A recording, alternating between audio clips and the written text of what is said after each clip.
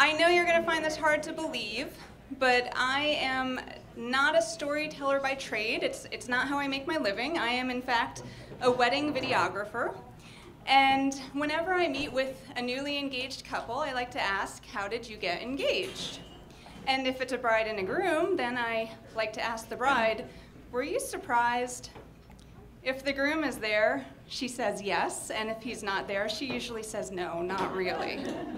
Now, I always ask because I love surprises, and every now and then a bride will say, yes, I was, and then it's so romantic and sweet and perfect.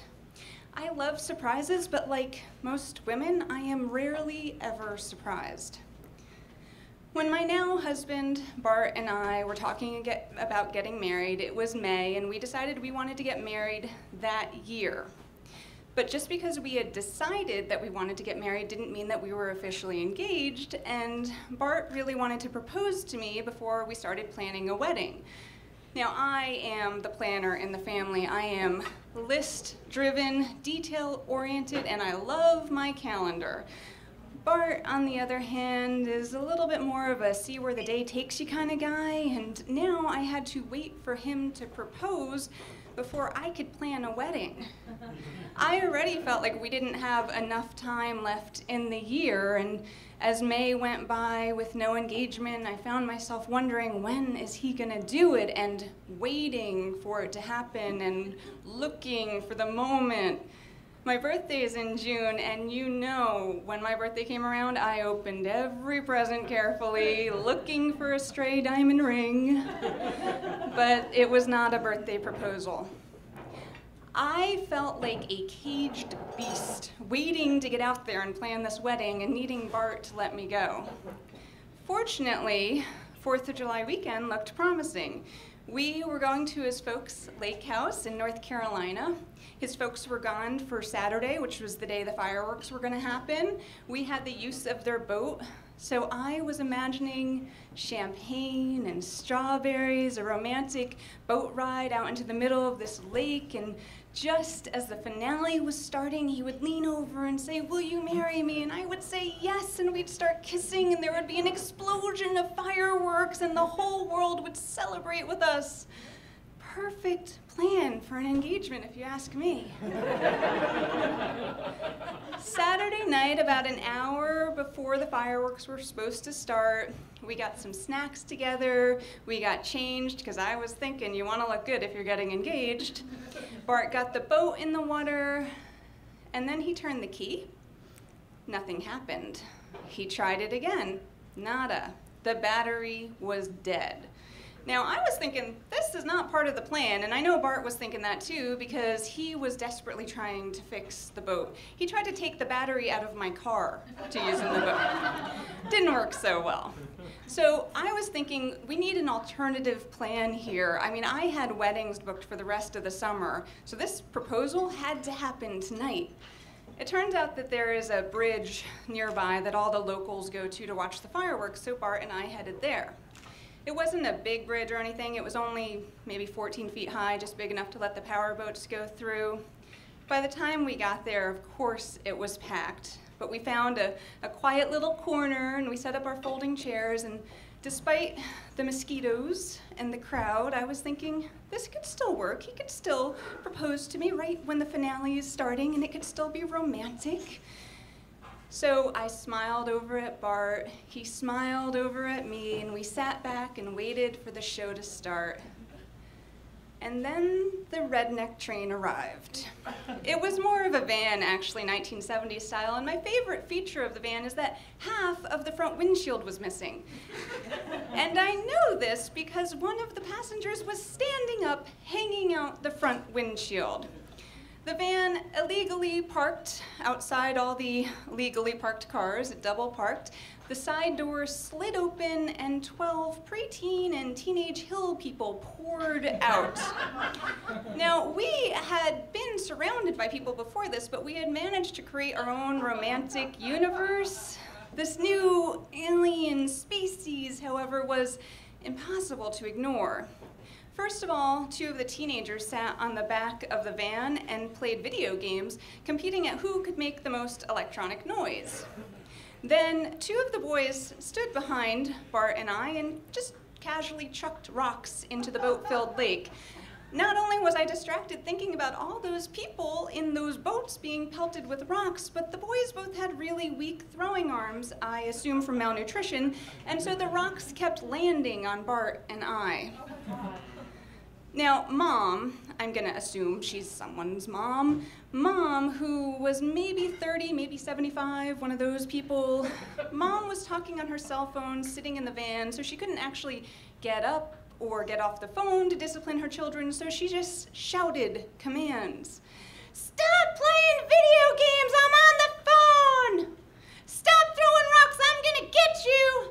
Watch the fireworks! The fireworks had started, which makes it hard for the person on the other end of Mom's call to hear her, so she has to talk louder than the fireworks, which proves not to be a problem for her. Can you believe he put a restraining order on me? Bart and I, no longer watching the show, can totally believe that. He is not gonna get away with it this time. Our romantic universe has crash-landed in white trash land. I look over at Bart and he looks as miserable as I feel, and he just says, we can go, let's go. But this proposal is happening tonight, and I am not giving up that easily.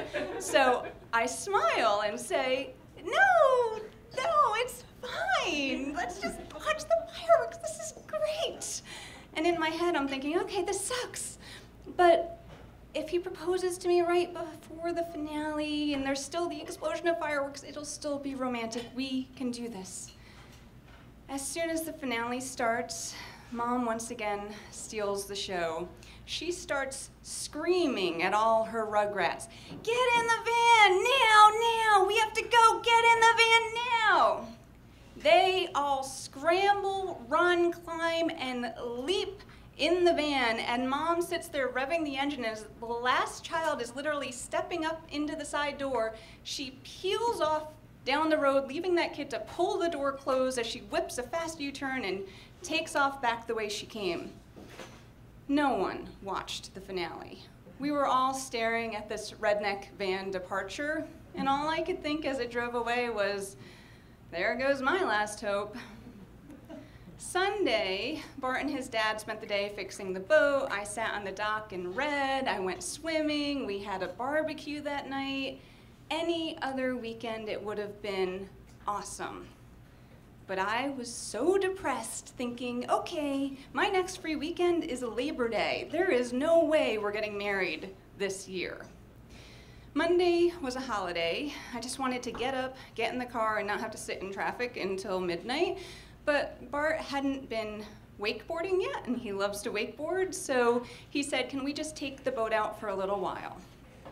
I figured sitting on a boat is better than sitting in traffic, so I said fine.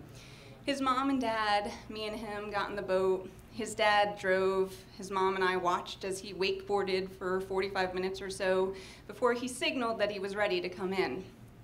He swam to the back of the boat. He handed his board up to his mom, and then he waved me over to help him get in the boat. Now, I was in my bathing suit, which I know you guys aren't gonna believe this, but it's not my best look. So I very awkwardly leaned over the back of the boat and put my hand out, conscious of my mostly bare ass up in the air. I put my hand out, I pulled Bart up onto the edge of the boat, and as he stood up, I saw in his finger, right on the edge of his finger, he had a diamond ring. And he said, Jessica, will you marry me? And I looked at the ring on the edge of his finger, and Bart on the edge of the boat in a lake, and I said, I can't believe you took that in the water. He took the ring off his finger, put it on my finger, and I realized I hadn't given him a proper response, so I said yes. And then we started kissing, and I started crying with relief and joy, and then I remembered that my ass was in his parents' face, and they were probably wondering why we were making out, so he got in the boat, we shared the news, and it was awesome. It turns out he had the ring tied to his swim trunks while he was wakeboarding, but it was a plastic ring, so we would have been okay if it had fallen in the water, and no, I wouldn't have known that, so we could have gotten married with a plastic ring, but don't tell Bart that. We did get married that same year, last September, actually, and 3 months turned out to be plenty of time to plan and execute a wedding, and Bart was going to propose to me on the boat that night last 4th of July. But I, for one, am glad it didn't work out that way, because now, whenever anybody asks me, I can honestly say that, yes, I was surprised.